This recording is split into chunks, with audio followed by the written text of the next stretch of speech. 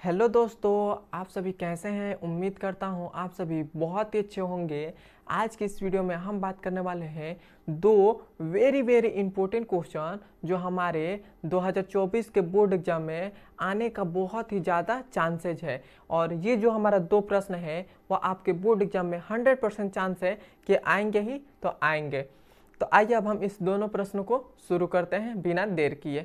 और ये जो हमारा पहला नंबर प्रश्न है यह आपके बोर्ड एग्जाम में 6 नंबर में पूछे जाएंगे, और जो हम दूसरे वाला प्रश्न करेंगे वह आपके बोर्ड एग्जाम में 2 नंबर में पूछे जाएंगे। तो पहले हम इस 6 नंबर वाले प्रश्न को हल कर लेते हैं। यह हमारा त्रिकोणमिति चैप्टर से लिया गया है और भी सिद्ध करने वाला यह क्वेश्चन है।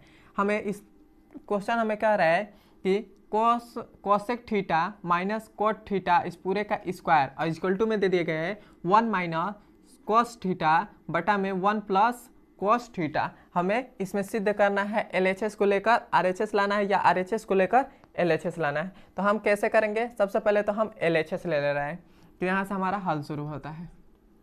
तो यह हो जाएगा हम LHS ले रहे हैं, LHS हमारा हो गया। LHS हमारा क्या है, वह है कोसेक थीटा माइनस में है कोट थीटा और इस पूरे का स्क्वायर है तो ये हो जाएगा स्क्वायर। इतना हो गया। अब हम यहाँ पर थोड़ा सा ध्यान दीजिएगा। अब इसको ये जो हमारे पास है कोसेक थीटा माइनस में कोट थीटा, इसको हमें ये इसके बराबर में लाना है, मतलब ये हमें लाना है, इससे हमें ये। तो हम कैसे हल करेंगे, तो यहाँ पर थोड़ा सा ध्यान दीजिएगा, हम इसे चेंज करेंगे। तो हम यहाँ पर देखिए कोसेक थीटा बराबर क्या होता है, कोसेक थीटा बराबर क्या होता है, वो होता है 1 अपान साइन थीटा। साइन थीटा होता है, तो हम कोसेक थीटा के जगह पर 1 अपान साइन थीटा हम लिख सकते हैं, बिल्कुल एकदम लिख सकते हैं। और दूसरा होता है, इसको भी हम चेंज करेंगे, तो ये हमारे पास है कोट थीटा। तो कोट थीटा हमारा हो जाएगा, ये होता है कोस थीटा और बटा में होता है साइन थीटा, ये हमारे पास होता है। तो इन दोनों को सूत्र की मदद से हम इन दोनों को चेंज करेंगे। तो यह हमारे पास हो जाएगा, ये सूत्र है, इसको आप याद रख लीजिएगा। यदि आपको ये याद नहीं है तो आपको इस सवाल में बनाने में बहुत ही ज़्यादा प्रॉब्लम आएगी। तो हम यहाँ पर कोसेक थीटा के जगह पर 1 अपान साइन थीटा लिखेंगे, तो ये हो जाएगा 1 अपान साइन थीटा। इतना हो गया। फिर से माइनस है तो माइनस, यहाँ पर है कोट थीटा है, तो कोट थीटा के जगह पर हम कोस थीटा बटा में साइन थीटा लिख सकते हैं, तो ये हो जाएगा कोस थीटा बटा में हो जाएगा साइन थीटा और इस पूरे का स्क्वायर है तो ये हो जाएगा स्क्वायर। इतना हो गया। अब हम क्या करेंगे, अब हम इन दोनों का एलसीएम लेंगे। तो एलसीएम लेंगे तो हमारे पास दोनों बराबर है, इधर भी साइन थीटा है इधर भी साइन थीटा, तो हमारे पास एलसीएम क्या आ जाएगा, साइन थीटा आ जाएगा, तो ये हो जाएगा साइन थीटा। इतना हो गया। साइन थीटा से साइन थीटा कट गया तो क्या बचेगा, 1 बचेगा। माइनस है तो माइनस, साइन थीटा से साइन थीटा कट गया तो यहाँ पर बचेगा कॉस थीटा और इस पूरे का स्क्वायर है तो ये हो जाएगा स्क्वायर।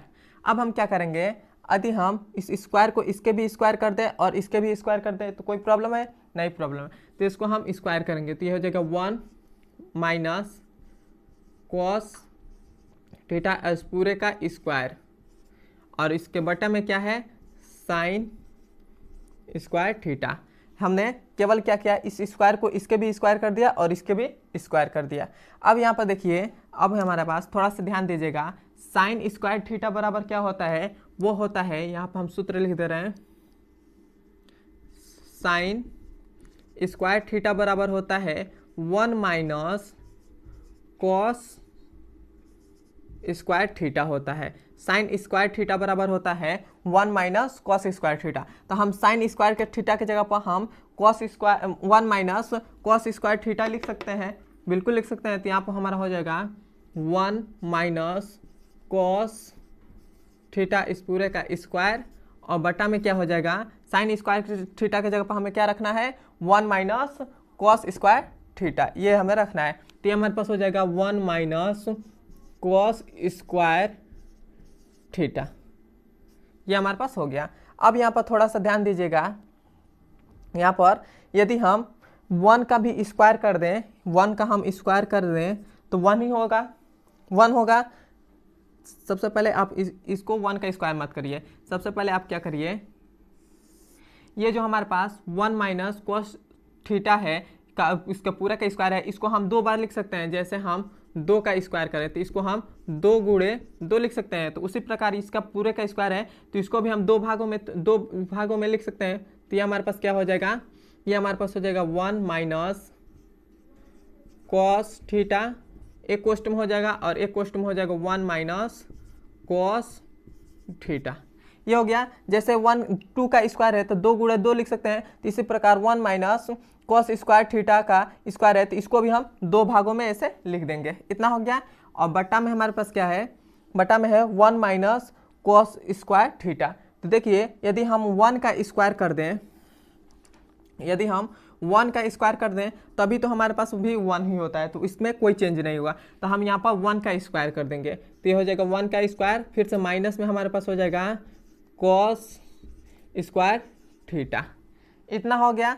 अब देखिए यहाँ पर थोड़ा सा ध्यान दीजिएगा, एक सूत्र होता है वो हमारे पास होता है, यहीं पर लिख दे रहे हैं, यहाँ पर होता है ए स्क्वायर माइनस का बी स्क्वायर। इसका सूत्र होता है वो होता है एक कोष्ठ में ए माइनस बी, और एक कोष्ठ में होता है ए प्लस बी, और एक कोष्ठ में होता है ए माइनस बी। यहाँ पर हमने थोड़ा सा गलती बोल दिया, एक कोष्ठ में होता है ए प्लस बी और एक कोष्ठ में होता है ए माइनस बी। ए स्क्वायर माइनस बी स्क्वायर का सूत्र होता है एक कोष्ठ में ए प्लस बी, एक कोष्ठ में ए माइनस बी। यहाँ पर देखिए 1 का स्क्वायर है, मतलब ए का स्क्वायर है माइनस बी का स्क्वायर है, तो इसके जगह पर हम ऐसे लिख सकते हैं, एक कोष्ठ में 1 प्लस कॉस थीटा, और एक कोष्ठ में हम लिख सकते हैं, यहाँ पर सॉरी इसको तो हमें लिखना है तो इसको हम लिख लेते हैं। ये हमारे पास है, ये हमारे पास है 1 माइनस कॉस थीटा, एक कोष्ठ में है, और एक कोष्ठ में है 1 माइनस कॉस थीटा, एक कोष्ठ में। अब हम इसके जगह पर हम ऐसे लिख सकते हैं, यहाँ पर ए का स्क्वायर माइनस बी का स्क्वायर, तो इसको हम ऐसे लिखेंगे, एक कोष्ठ में ए प्लस कॉस थीटा, और एक कोष्ठ में हम लिखेंगे 1 माइनस कॉस थीटा, ऐसे लिख देंगे। अब देखिए 1 माइनस कॉस थीटा से 1 माइनस कॉस थीटा कट गया, तब ये हमारे पास क्या बचा, इधर बचा 1 माइनस कॉस थीटा, और बटा में बचा 1 प्लस कॉस थीटा। अब देखिए ये हमारे पास RHS आ गया,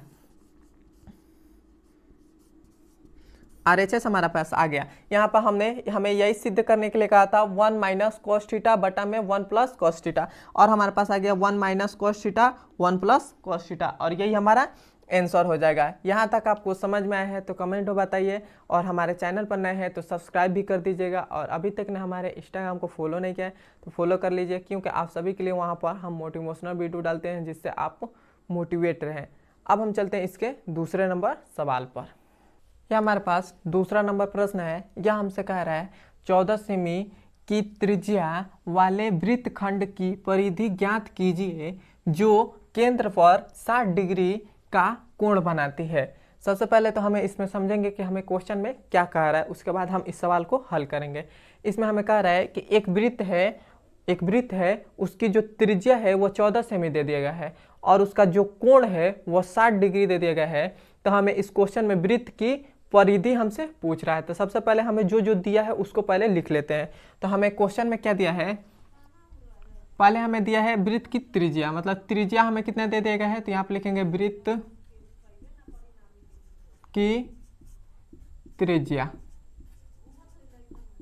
त्रिज्या आर बराबर हमें त्रिज्या कितना दे गया है 14 सेमी, तो ये हो जाएगा 14 सेमी। इतना हो गया है। और हमें इसमें जो हमारे पास केंद्र पर जो कोण बना रहा है, कोण थीटा का मान जो बना रहा है वो 60 डिग्री बना रहा है, तो यहाँ पे लिखेंगे कोण थीटा बराबर कितना है 60 डिग्री है। इतना हो गया। तो हमें इस क्वेश्चन में कह रहा है कि जो हमारे पास वृत्तखंड है उसका परिधि ज्ञात कीजिए। तो हमें यहाँ पर लिखेंगे, हमें ज्ञात करना है क्या ज्ञात करना है, वृत्तखंड की परिधि। तो यहाँ पे लिखेंगे वृत्तखंड की परिधि। तो जब भी हम किसी भी वृत्तखंड की परिधि ज्ञात करने के लिए एक सूत्र होता है, वो होता है 2 पाई r और गुणे में होता है थीटा बटा में होता है 360 डिग्री। यह हमारे पास होता है वृत्तखंड की परिधि की सूत्र होता है। तब हम इसी सूत्र पर हम बैठाकर अब हम वृत्तखंड की परिधि ज्ञात करेंगे। तो हम इसको ज्ञात कैसे करेंगे, तो यहाँ पे देखिए इस सूत्र पर हम बैठाएंगे तो सबसे पहले तो 2 है तो ये हो जाएगा 2। उसके बाद गुणे में है पाई, तो पाई का मान कितना होता है, तो वो होता है पाई का मान होता है 22/7 होता है। और एक होता है और एक पाई का मान होता है 3.14। एक और पाई का मान भी ये होता है, 2 पाई का मान होता है, दोनों सेम ही होता है। बस हमें जो क्वेश्चन में यदि हमें क्वेश्चन में दे दे कि पाई का मान इससे लेकर बनाइए तो हमें पाई का मान इससे लेकर बनाते हैं, या पाई का मान दे दे कि इससे लेकर बनाइए तो इससे बनाते हैं। लेकिन हमें सबसे आसान पड़ता है ये वाला, तो हम इसी से हम बनाएंगे। तो पाई का मान हम क्या लेंगे, 22/7 लेंगे, तो 22/7 हो गया। अब हमारे पास आर का मान क्या है, तो आर का मान हमारे पास 14 है, तो ये हो जाएगा 14। और गुणे में हमारे पास फिर से क्या है, थीटा का मान हमारे पास कितना है 60 डिग्री, और इसके पूरे बटा में क्या है, तो वह है 360, तो हो गया 360 डिग्री। इतना हो गया। अब देखिए यहाँ पर 7 × 7, 7 दूना 14, 2 बार में कट गया। अब हम 2 का इस 22 में गुणा करेंगे तब हमारे पास क्या आ जाएगा, 2 का 22 में गुणा करेंगे तो ये हमारे पास आ जाएगा 44 आ गया। और फिर से गुणा में हमारे पास क्या है 60 और बटा में है 360, इतना हो गया। 1 0 से 1 0 कट गया, अच्छा 1 × 6 और 6 6 के 36, तो हो गया। तो अब हमारे पास फिर से क्या आ जाएगा, 2 का 44 में गुणा करेंगे तब हमारे पास क्या आ जाएगा 88 आ जाएगा। 44 का 2 में गुणा करेंगे तो 88 आ जाएगा। और इधर गुणे में क्या बचा, 1/6 बचा, तो ये हो जाएगा 1/6, इतना हो गया। अब हम क्या करेंगे, अब हम इसे कटाएंगे। तो ये देखिए 2 तिया 6, 3 बार में कट गया। और ये देखिए 2 दूना 2 चौको 8 और फिर से 2 चौको 8, तब ये हमारे पास कितना आ गया 44/3 आ गया। 44/3 आ गया। अब हम इसमें इससे भाग करेंगे, तो भाग करेंगे तो हमारे पास कितना आ जाएगा, 3 × 3 और 1 बचा तो 1 इसमें जाएगा, तो 3 चौको 12, 3 चौको 12, फिर से कितना बचा 2 बचा, तो दशमलव लगाकर 0 बढ़ाएंगे, फिर से 3 छक्के 18, फिर से 2 बचा, तो मतलब ऐसे 6 6 आता ही जाएगा। तो आ जाएगा हमारे पास जो वृत्तखंड की परिधि है वो हमारे पास कितना आ जाएगा 14.66, ऐसे ही हमारे पास आ जाएगा और सेमी स्क्वायर, और यही हमारा आंसर हो जाएगा। यहाँ तक आपको समझ में है तो कमेंट में बताइए, और हमारे चैनल पर नए हैं तो सब्सक्राइब भी कर दीजिएगा। और अभी तक ने हमारे इंस्टाग्राम को फॉलो नहीं किया तो फॉलो कर लीजिए, क्योंकि आप सभी के लिए हम वहाँ पर मोटिवेशनल वीडियो डालते हैं जिससे आप मोटिवेट रहें। अब हम मिलते हैं इसके अगले नंबर वीडियो में। धन्यवाद।